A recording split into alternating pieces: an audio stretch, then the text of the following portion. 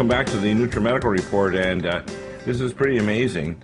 Tell us the latest of what's going on, Tim. Tim Alexander, your website, of course, is Europe So Europe Business with one S.blogspot.com. Yeah, just do a Google search, Large Sterling Europe. That'll get you there. Yeah, okay, tomorrow in Tunis, 80 nations will be meeting. They are organizing themselves under the name Friends of Syria. Russia and China have announced they will not be attending.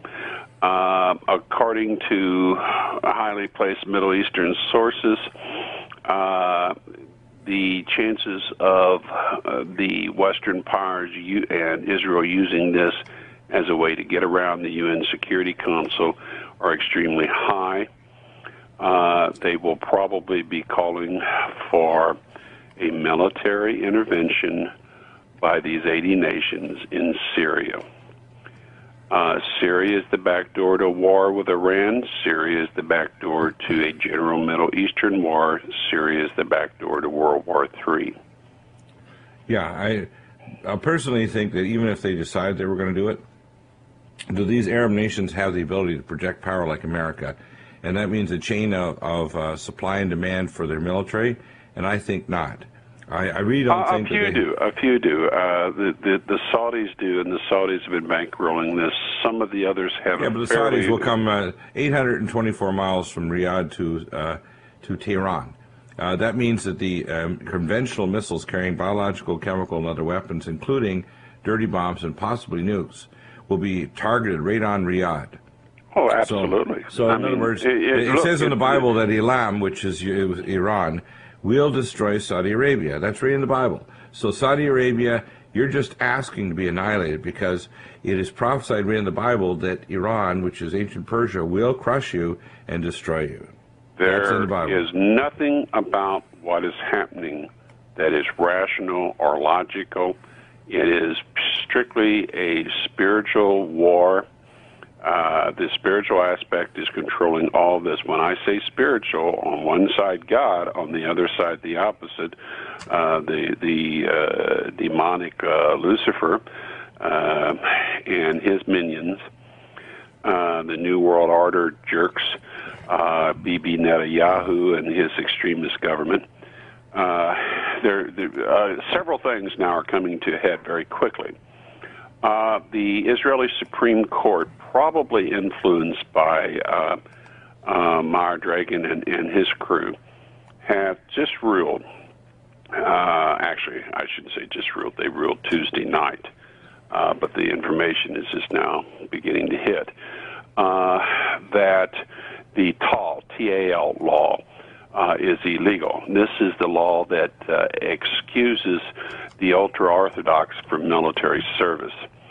And when they first started Israel, they excused the ultra-Orthodox and allowed them to set up their seminaries. And basically they don't work, they don't pay taxes, and they don't have military service. And they're supported by the state. But it's gotten to be such a drag on the Israeli government now. Of the first graders, fully 1/4 of the first graders are now in these ultra-Orthodox schools. And Israel simply can't handle that load. Well, the ultra-Orthodox form a key part of the extremist Netanyahu government. Right. And without their support, the government will fall. And Foreign Minister Lieberman, who is to the right of Netanyahu, and if that's even possible, it's kind of off the surface of the world. But anyway, yeah, it's true. You know, this is a man that's threatened to nuke the Gaza Strip and has threatened to nuke the Aswan Dam and who knows what else. Yeah, exactly. He was a bar bouncer in an Eastern European mob nightclub. But anyway, he's the foreign minister, and just no doubt dreams of having his finger on the nuclear trigger. But he has said that this could bring down the government. If nothing else, it will ensure that they will have to have elections this year in Israel. But what this does, it makes a very short fuse much shorter, because Netanyahu's time to effect a war against Iran in Syria now looks like it could be slipping away from him. If they call elections, he's probably not going to get reelected. Exactly. In other words, too many people in Israel are absolutely scared to death of this war that's coming, because they realize that there are up to 200,000, and it depends on which figure you want to look at, 60 to 200,000. The latest figure the Israelis are using is 200,000 rockets and missiles aimed at Israel.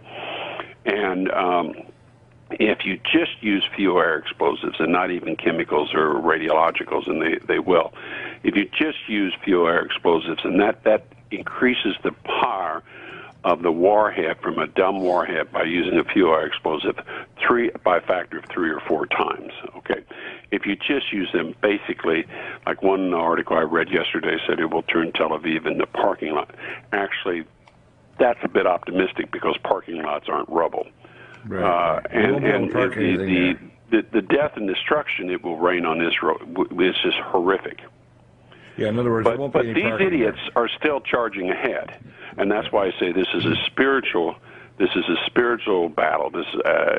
Satan is blinding certain people. He's just as he's blinding the globalists, the global banking cartel, to drive into a third world war so they can set up their new world order. I mean, people who count their wealth by the trillions and tens of trillions of dollars, who have so much wealth, why would they want to blow up the world? Well, that's a satanic drive. They want more. They want more. There's never enough money, never enough power. So they have to kill off most of the world so they can get even more power. And so they're deluded satanic thinking process. According to DIFCA, the United States, the United Kingdom, France, Turkey, and Italy are preparing for military intervention in Syria, probably under the guise of this Friends of Syria group. That's a group of 80 nations is meeting tomorrow. Now, we have on the 5th, Bibi Netanyahu will be meeting in Washington with the teleprompter reader-in-chief. Yeah. And about 2 days after that is the Jewish festival of, I always want to call it Pilgrim. It's a Purim. Purim, okay. Where 75,000 in ancient history, 75,000 Persians, that means Iranians, were killed in a battle with the ancient Hebrews. This is very important. It was on this particular holy day that Dr. Goldstein killed so many people in the tomb of Jacob. It was on this day that President Bush announced that Saddam Hussein had weapons of mass destruction, and that we had to take almost immediate action, and within a couple of days then we began the war. So this is very important to them. I was kind of on the edge of believing that there actually was a disagreement between the Obama administration and the Netanyahu administration. But there are several things have tipped me in the other direction. One, it's very much a narrative, and I think somebody maybe went a page too far in the narrative, and they had Netanyahu saying that the chairman of the Joint Chiefs of Staff was actually working for Iran. The U.S. ambassador to Israel, Don Sapero, was just quoted as saying that all options are on the table regarding Iran, and planning is underway to ensure these other options will be used if it becomes necessary. Well, the Iranians are planning too, and so are the Russians and Chinese. Back in a moment.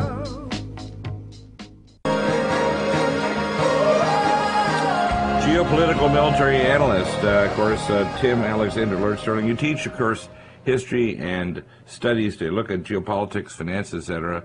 When you look at this as a multi-level chess game, Netanyahu's neck is on the chopping block, and of course he's very evil, and he knows with the time being short The latest article I have here, actually, I was just reading the latest. I get the Reuters news on Kindle as well as Wall Street Journal, and I get news reports, and I can't believe what I was reading here about the tactical issues regarding Obama and Netanyahu.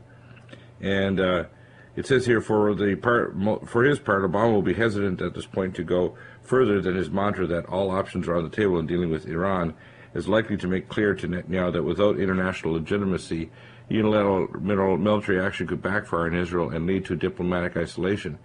Moreover, the consensus in the U.S. defense community is that Israel, acting alone militarily, would only be able to slow Iran's nuclear progress by months or possibly a couple of years. That assessment is echoed by Israeli security officials, though they argue that their armed forces' capabilities may have been underestimated even by the friendly, informed Americans. They note that Israeli... Well, but that assessment is not taking the fact that any war against Iran will almost certainly, probably from the first day, involve weapons of mass destruction, will rapidly escalate. Well, and I think that, the attack on Iran will end up being a nuclear annihilation. Well, let me just ask a couple of questions here. The first question is, we know the bases are in Georgia, which is on the Russian border, so the Russians are immediately involved. We know also in Pakistan and some other areas we have U.S. bases. U.S. bases sitting literally right on the border of Russia. We know the Russians are concerned about radiation going to southern Russia on their own territory. We know that 42% of their army is Muslim and they're Shiite. We also know that Pakistan's already stated an attack on Iran means nuclear missiles from Pakistan aimed at U.S. military bases inside the Middle East and against Saudi Arabia. Now, this is going to go nuclear beforehand, and the fact is, if they think it's inevitable, they may do a preemptive attack, despite the fact that we think it's out of character that they won't do it. I don't think that we should... Well, they've already said they may. Yeah, they might just decide a preemptive attack. So by if you see a bunch of armed men standing outside your house, getting ready to knock the door down to come in to kill you, and you've got a rifle with lots of rounds of ammunition, and you can stick it out the window and pick them off, what would you do? Well, if I saw guys coming up my driveway with shotguns and everything else, and they looked like they're just sauntering up because they figure, hey, they're not going to stop us. While I have a clear shot, I'm going to take out probably half of them, and the rest of them are going to scatter, and I'm going to shoot them in the back, and then go down and blow their head off afterwards. I'm not going to wait till they come up rapping on my door saying we're going to take all your You're not going to offer them tea and cookies. No, I'm a crack shot. I can take their head off at 150 yards, and I'll do so. And that's why I've warned people before when I have death threats, I get your IP address, I contact the local police, and if you come to my house, I'm not going to say hello, I'm going to kill you immediately. Some people get offended. Dr. Deagle, you're supposed to be pro-life. Yes, but I have to. Pro-life means I'm going to defend myself and my family. If you intend to harm me and my family, you're going to die. Well, you see, that's on a micro basis. On a macro basis, on a large basis, the Iranians may be thinking the same thing. Of course, but then that's normal. You've got this meeting tomorrow to fire up the thing on Syria, and they've always had two options. They can go the front door or the back door, and whichever one they kick in first, the other one blows up at the same time. Exactly. Okay? Well, first off, if this happens, number one, hundreds of thousands of missiles come raining down on Israel immediately. And the Green Pine radar system and Iron Dome and Patriot 2 will not stop all these missiles. So if you're living in Israel and you can get the hell out, get out now while you still can. Absolutely. If you're listening to us, if you aren't getting out, you might as well be praying, because you are going to meet your Maker. And if you're an agnostic, you're going to find out when you get to heaven or hell, the gate's door, you're going to say, whoops. Because and that's also true of the various Muslim countries in the area. Right. You basically need to take a vacation in a different part of the world. I had a friend of mine, and I told him I'd give him heads up. He was Jerry Strybos, who was our professional trainer here, was on the show a few times. He decided to take a job for a Saudi Arabian billionaire, and he's actually in Riyadh right now. And I know he's in a state of shock, because the report I heard is that it's like giving barbarians trillions of dollars. They pay for everything with cash. They don't even... It's ridiculous. But they race these cars and then pile them up after they crash $500,000 cars on the side of the freeway. They have public announcements over loudspeakers are going to have stonings down a certain square where they stone somebody to death, or a beheading before Friday morning prayers. And right there in the middle, they're actually getting somebody ready and then behead them right on the spot. It's just barbaric. And people don't understand this. They really, really don't understand that these people are serious. And the Iranians are no slouches. People say, oh, well, we can take them on. No, we can't. You can't take on a country the third the size of the United States with half of it mountainous, with Russian and Chinese allies. There was an article I think I linked yesterday from Video Rebel or something or another. Let me see. Video Rebel's blog. Let me find it here. I think it was "We Don't Have to Die Defending Israel's Fantasies." And basically, what it talks about, and a lot of it sounds like something I would say, they talk about all these speedboats that the Iranians have. And on them, they have a variety of missiles. They have the Onyx, which is 3.1 times the speed of sound. That's 767 miles per hour. They also have the Sunburn, which is, I'm trying to remember, I think it's 3.7, a Mach 3.7. So it's not quite as fast. They fly right over the surface, and when they get close to their target, they do evasive maneuvers to make it very difficult for any kind of automatic cannon system or missile to hit them. That speed, even without a warhead, and they have pretty nice size warheads in them, but even without a warhead, that intense speed, 3 times the speed of sound approximately, will sink most ships. Now, a super carrier might take 3 hits or so, but the problem, we did war games 10 years ago, and it just scared the living hell out of us. And the Marine general that devised the war games, he said, okay, I had to look at insects, how insects attack a much larger prey, but when there's lots of them. And he said, you know, you don't have to look at, okay, you look at a speedboat and it's got a jet engine on it and it's fast, and you know anybody can go buy one. I mean, I live on the Howe River nearby, and I mean, you know, they're out on the Howe River all the time, and but they mount a single missile on there. Well, okay, so maybe they've got a couple 100,000 tied up in them, but they have hundreds of these things, and they have the missiles on shore, in caves, under concrete and steel embankments. They have them on moving pickup trucks. They have them on helicopters, et cetera, et cetera. And as you said, the swarming attack, they literally, you can have these very fast missiles, hundreds being fired in the first 5 minutes of a war. And that is, when we played the war game, we lost. In other words, what's going to happen is a number of our, not just use the USS Enterprise, which is the oldest nuclear carrier, but a number are going to the bottom of the Mediterranean. Well, let's hope not. No, they're going. If they start a war, they're going to die. We want to tell them that straight up. They're going down.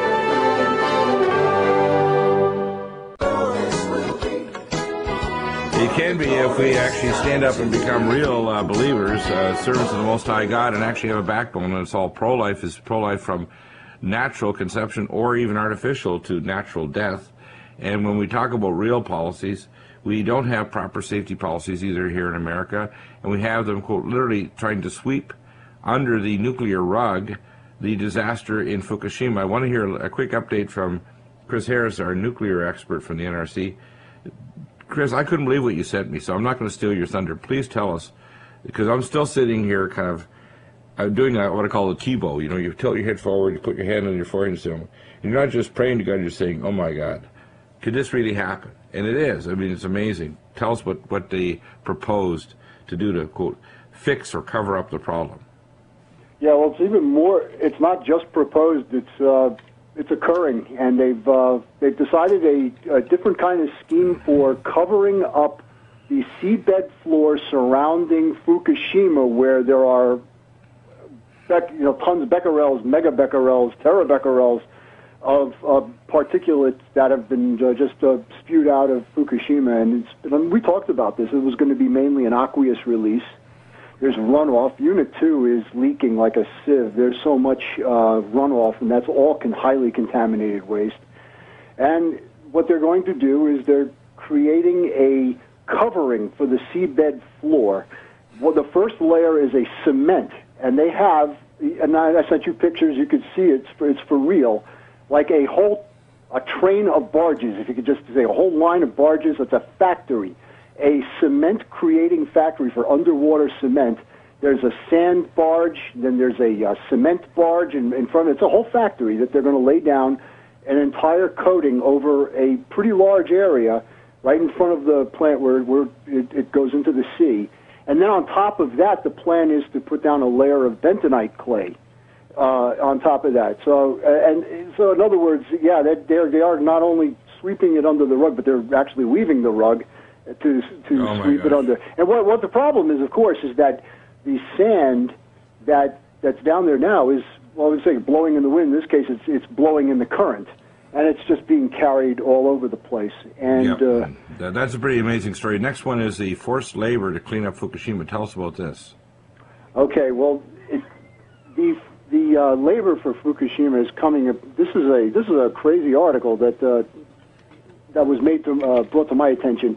The Yakuza is basically the mafia in Japan. Japanese mafia, yeah. The Yakuza, they actually have people that are indebted. They're actually going in. There's untrained workers committing radiation suicide to pay off their debt to the Yakuza.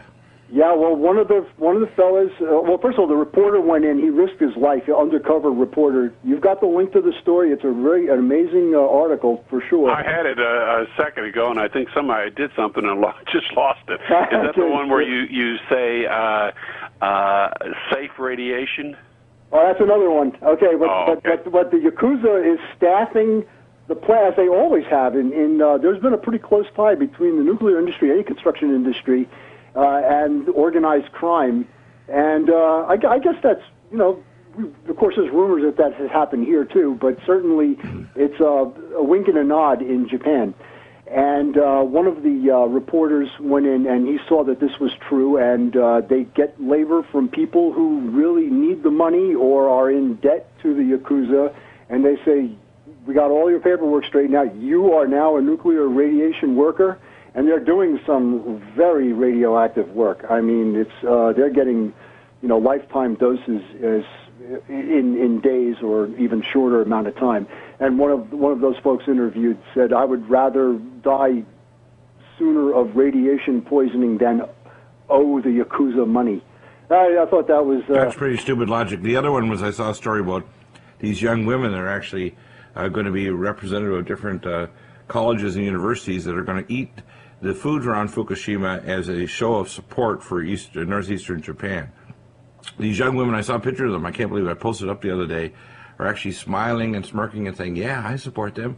I'm going to eat radioactivity. Aren't I nice? Yeah, and I saw that. I can't believe that. That's to me is like, oh my God, these people are mind controlled. The third story, of course, is U.S. taking Fukushima recommendations seriously and job postings for help being posted. Are they actually trying to recruit U.S. technicians to go to Fukushima and commit radiation nucleocide? Well, they're trying to. Well, that has actually always been going on, and there are a lot of us in the industry that we're getting hit for. We're getting what do you call it? It's not an offer you can't refuse, but it's certainly an offer. Lots of money, yeah. Yeah, exactly. And, right. It's a lot of sometimes it's but anything new on what's going on at San Onofre? Let me interject something here. Here's what you have to remember when somebody waives an enormous amount of money like that for something very dangerous. You've probably been to funerals quite a few times in your life. Have you ever been to one where a Brinks truck is following the hearse into the graveyard? Well, I think in the old ancient... you can't take it with you. Well, actually, that's not quite true. The ancient Chinese emperors did kill a lot of their servants and put their gold in there. But I don't think they could use it. I think there is no ATM machine in hell. So you still can't take it with you, right? No, you can put it in the ground, but you're going further down than the ground.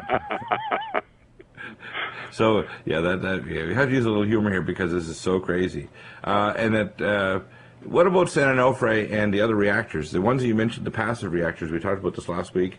They're putting 2 in Georgia. Are these really safe? I mean, the first thing is no one has ever developed a safe rail car to move this radiation, so they're storing the spent fuel, even if they're safe reactors like thorium, pebble bed, and these passive ones. Until they do that, I think there should be a moratorium on building new reactors.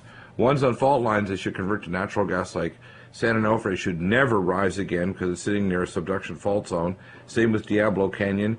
And now 75% of the reactors are too damn old and have stupid designs. They should convert them to natural gas turbines. This idea of having nuclear reactors, and if we're going to build new ones, put them in safe places. Make sure that you have rail cars that can remove that waste and put it down a tin mine 7 miles down. And don't put it on the freeway. That's crazy, having liquid radioactive waste in tanker cars zipping along on the freeway where you take your kids out on vacation. It doesn't make sense. And if you're going to have nuclear, you have to have buckyball filters. You have to have backup generators. You have to have techniques where the thing won't go hot. We know the power station blackout that occurred in San Onofre almost certainly burned out these turbine tubes, 971 of them.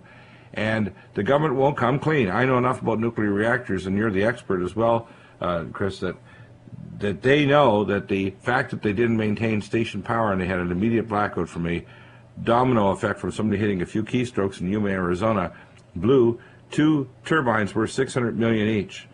And it's now junk. The San Onofre reactor will never rise again. It's finished. Well, you know, that right now, San Onofre is, they're finding some tube problems, and I'm not trying to minimize it and everything else. I am trying to wish them luck because that's a lot of money just to go down the drain like that. It's already gone. It's gone through the sewage treatment plant and it's over the hill. The fact is, they didn't plan these things. They didn't have backup power. They didn't have surge protectors. And as a result, when the power blacked out, it caused a station blackout and that reactor went hot. My radiation detector on my wife's dresser indoors in my bedroom spiked into the 70s and 80s for a couple of days after they went hot shutdown after that power blackout last fall. Well, not good. Which wasn't Fukushima. This was San Onofre, less than 20 miles from where I actually reside and do my radio show. And things like that, you know, we don't want to see that happen over here. The good news is that they stopped any kind of radioactive, and I could say that with some authority that they did curtail any release. But what I'm going to tell you is here I got an addendum on that too. There was a release. Curtailed it. I know they're not curtailing it because I can tell you it's been spiking at night for weeks now since they had their problem. And it's only the last few days that it actually is not spiking at night. When I go out at 8 or 9 o'clock at night and check, it's going, what the heck? Well, all of a sudden it went from background, which is in the 20s, to in the 60s and 70s again. And I know it's not coming from Fukushima because it only lasts for a couple of hours. It's like they vent it, and then it's gone. It's like when they do a shift change, they vent the damn stuff. So we'll be back in a moment because I know they're doing a shift change vent of radioisotopes.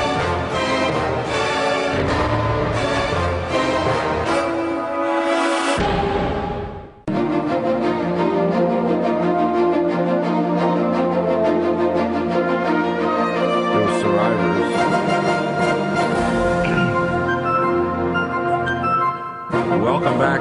Two major issues, and we want to have an open discussion about some of these other things that are kind of going on, including this Quran burning in Afghanistan. These idiots people need to know the Quran is a satanic document. And they had even other statements in these Qurans, which is why the Americans burnt them, that were literally calling for war and for killing Americans. I'd burn the damn Quran. To me, this is just ridiculous. And these Muslims need to know that America is not a Sharia zone, that America does not support any kind of dialogue with these Muslims, doesn't agree with the idea of giving goats and little girls to other families so that they can adhere to their social norms in Afghanistan, that this is okay. It's not okay. This isn't okay to abuse other human beings, and I don't give a damn about the religions, etc. America shouldn't support it. We shouldn't just let it happen. We have two major issues here about San Onofre and about what's going on. But I think when the Russians are making their statements, it wouldn't at all surprise me that Iran, China, and or Russia may do a preemptive attack against American bases and against Israel in advance of an inevitable war. And or simply against Israel and lay a fallout complete on America and say, okay, we've just taken them out. Do you all want to die? Right. What's going to happen? We'll die too, but do you all want to die? Well, and that is a possibility. Well, Russia right now is surrounded with 1,000 missiles against the Russian Republic. Russia has more nuclear throwaway than us and actually has ways of evading our system with the Topol-M and other advanced missile systems. they could simply decide to call up Mr. Obama and say, we have your country surrounded. We can take out every city in a matter of minutes. You cannot retaliate. Do you want me to destroy 100 or 200 million Americans within 30 minutes? And Obama, who knows what Obama would say? He's a nut. No, we need to impeach him. The fact that he's not actually stridently saying, go to hell, Netanyahu, we're taking back all our arms we put there in the last number of years, because they've actually parked a lot of our U.S. arms supposedly on loan to the Israelis. They don't have to buy them. They put in billions of dollars of arms there, getting ready for a great big regional war. Oh, we have enormous warehouses that we are storing. They're letting us store our arms on their territory. Is that ever nuts? Is that ever nuts? Now, billions. I heard the last number I heard was that just last year, $5 billion more arms. Chris, you have a couple comments about San Onofre and the fact that I'm seeing spiking in the evening of radiation that's only stopped the last few days. I know there were shift changes occurring because it happens right at shift change. I can literally walk in at a certain time, and I know the thing is going to spike, so I know they're releasing radiation. What's going on up there at San Onofre? When you have to inspect steam generator tubes, you've got to open up the primary system, and your detector is very sensitive, and there's no doubt that you're seeing, well, you're seeing reality. You're seeing venting coming out of the containment, so that you can actually get access to the parts of the plant that need to be worked on. That is that is really why I brought up that particular event, because of interest is that it really is a loss of coolant accident where it's difficult to contain. When I say that they did a good job in containing, well, they did a good job in shutting the plant down and minimizing the leakage from the primary to secondary side.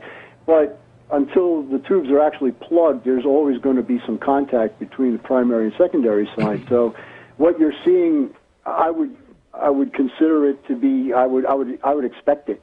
And so also you're going into a specific operation known as mid-loop operation, or reduced inventory, where you have to, it's kind of tricky. You got to keep the cooling going, and it exposes a lot of the primary side to the containment, and the containment has to be, every now and then you've got to get inside containment. So you are seeing what is really happening, and what I'm saying, let's hope that they find that these tubes are in a configuration that they can be fixed or plugged. That they're not totally lunched. I hate to see a waste of money that way. And exactly. Now we also see the situation going on with Mr. Putin. He's campaigning now. They've actually given a lot of the Russian citizens a couple of days off. His campaign is really taking off, and he says in the quote, "We ask everyone not to look abroad, not to run to the other side, and not to betray your motherland, but to join us." What he's really saying is these oligarchs are working with the British banks, with the royals, and they want to tear Russia down from the inside. The primary thing they wanted to do is buy trillions of dollars in European debt, sovereign debt, and that's why the Kudryv was knocked off by Medvedev. The Medvedev speech, when I saw him on the news the other night, and the Russian news announcer lady gave the middle finger to America on national news. And I saw the YouTube clip from RT, Russian television. I thought, damn. I mean, these Russians are not going to be backed down. There's two people on earth, and I've warned people before about this, you do not cross. Russians and Syrians. They will kill you and all your relatives and anybody related to you for the nth generation. The Russians don't want war. They're begging us not to do this attack. And yet, Obama is apologizing us into Armageddon. And Netanyahu, he knows he's going to lose the election because they've got popular competitors that are going to take him out of power. One is a major media person in Israel. And now with this Tal law, which means he's useless, ultra-Orthodox... It cut a sharp fuse almost to the wick. Right. These now relatively useless, ultra-Orthodox, extreme Sabbatean Jews that sit around basically nodding with a little chunk of the Bible on their head, which they don't agree with because they believe only in the writings of their so-called rabbis. They don't refer to the Bible as scriptures. They refer to the writings of these rabbis as above, quote, the Bible. That's more important. Right. The fact is, we don't have ancient Israelites there. We have Sabbatean Jews, and fools are sitting around on their butt while they're not defending their country, which, by the way, the best defense is to leave those damn nukes nice and shiny in their silos and not to threaten anybody. You're going to do an air or another nuclear attack. But I don't have any problem with Israel having nukes. I have a problem with them doing an air attack against nations that have not in their wildest imagination would Iran try to strike Israel. I mean, would any nation in their right mind, including even large nations? No. Israel has nothing to fear. This is all blown out of proportion. It's all ridiculous. And it wouldn't matter if, it's not a matter of nukes either. And you highlighted this, Tim, very, very clearly. It's not a matter of nukes. But the situation is conventional warfare, which includes the advanced bioweapons from Russia, the conventional missiles.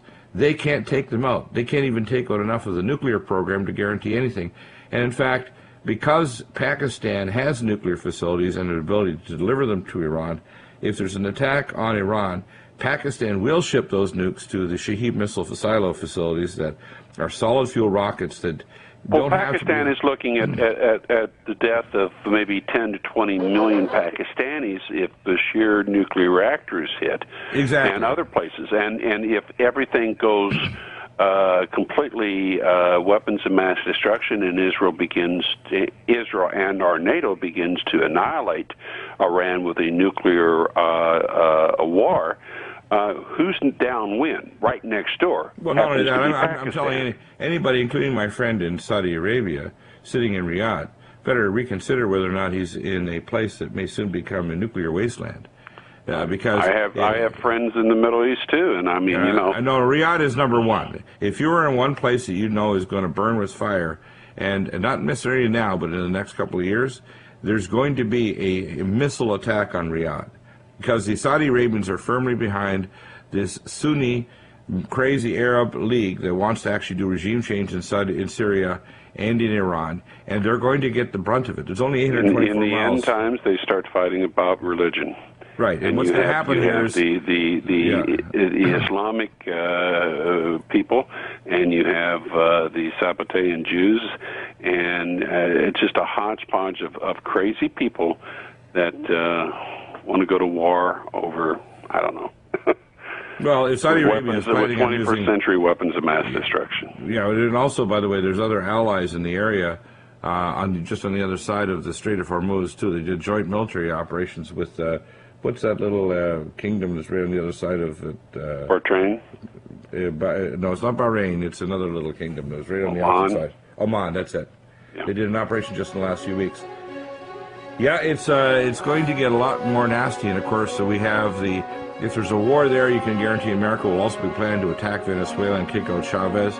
There will be a nuclear exchange between India and Pakistan if there's a Mideast war. This will not just be contained there. Immediately, if nuclear missiles start flying from Pakistan and Iran, they will also fly toward India, and major cities like Mumbai will blow up. And we're going to be dealing with millions dead within hours if we start a nuclear war. Millions. And this is going to get way out of control very quickly. So don't think to feel secure in America, too. We allow this to happen, and we will have nuclear missiles heading toward U.S., Canadian, and European cities. Any allies fighting with this group, this cabal from NATO, is asking for Armageddon.